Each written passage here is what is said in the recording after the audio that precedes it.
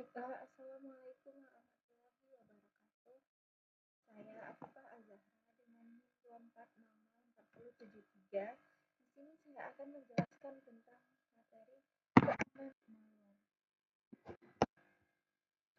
Nah, jadi sebelumnya kita harus mengetahui dulu apa itu keamanan siber. Di mana keamanan siber atau cyber security adalah upaya untuk melindungi sistem komputer, jaringan, dan data dari ancaman digital seperti peretasan, pencurian data, dan serangan malware. Tujuannya adalah untuk menjaga kerahasiaan, integritas, dan ketersediaan informasi agar tetap aman dan dapat diandalkan.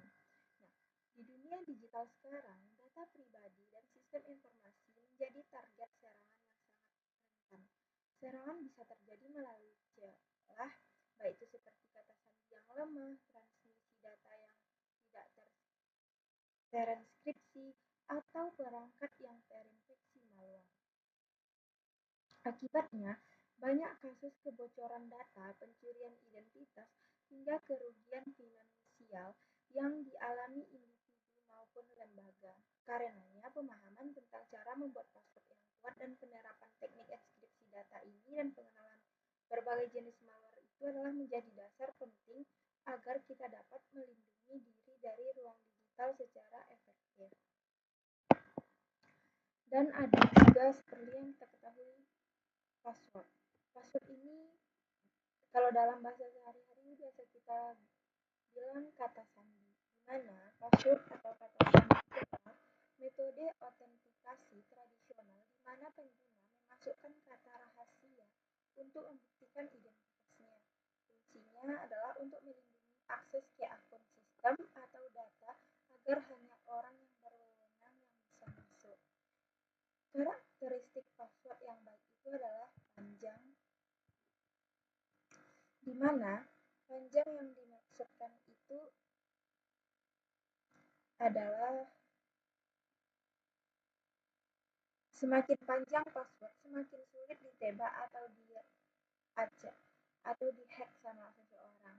Yang kedua adalah kompleksitas, yaitu campuran huruf besar dan kecil, angka, karakter khusus. Yang ketiga ada unik dan tidak digunakan ulang. Itu artinya jangan memakai password yang sama untuk banyak akun. Yang keempat adalah mudah diingat atau namun tidak sederhana dengan cara gunakan teknik mnemonik, parafrase atau kalimat. Jadi parafrase atau rumus pribadi. Nah, ini ada menurut pendapat ahli. Menurut Husain 2022, praktik umum yang salah adalah memilih password yang berkaitan dengan diri sendiri, baik itu nama, tanggal lahir, karena rentan kena serangan. Menurut studi oleh UAS tahun 2021 juga menunjukkan bahwa pengguna cenderung memilih password yang memenuhi kebijakan minimum saja, bukan yang mengoptimalkan secara keamanan. Nah, di sini ada tantangan keamanan dan kemudahan. Keamanan itu adalah sulit ditebak, kuat terhadap serangan. Ada juga kemudahan atau usabilitas itu adalah kemudahan penggunaan, mudah diingat dan digunakan pengguna sehari-hari.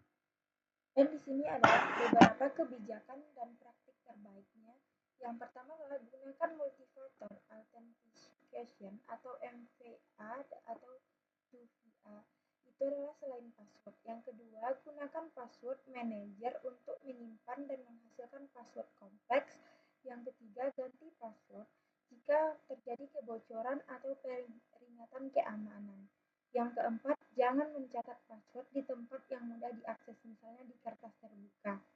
Yang kelima, ikuti pedoman persuasif agar pengguna lebih tertarik memilih password yang kuat. Yang terakhir adalah evaluasi praktek manajemen password modern, yaitu review oleh SOMOP atau ADEMI tahun 2025 itu mengulas alat dan kebiasaan manajemen password saat ini. Ini ada juga enkripsi, di mana enkripsi adalah proses mengubah data asli menjadi data yang bentuk terbaca. Di mana enkripsi enkripsi adalah proses mengubah data asli menjadi bentuk tak terbaca menggunakan algoritma dan kunci.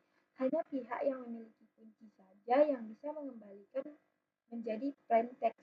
Tujuannya itu untuk memastikan kerahasiaan data maupun komunikasi sehingga meskipun dicegat data tidak bisa dibaca oleh pihak yang tidak berwenang. Ada juga malware.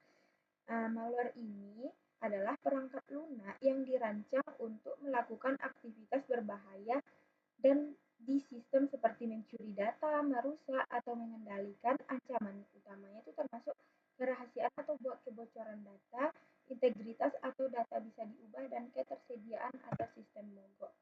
Ini ada beberapa jenis malware. Yang pertama itu adalah virus. Virus itu adalah yang menempel pada file dan menyebar ketika file dijalankan. Yang kedua ada worm, itu adalah menyebar otomatis lewat jaringan tanpa memerlukan file atau induknya. Yang ketiga ada trojan, itu adalah menyamar sebagai program aman tetapi membawa aktivitas tersembunyi.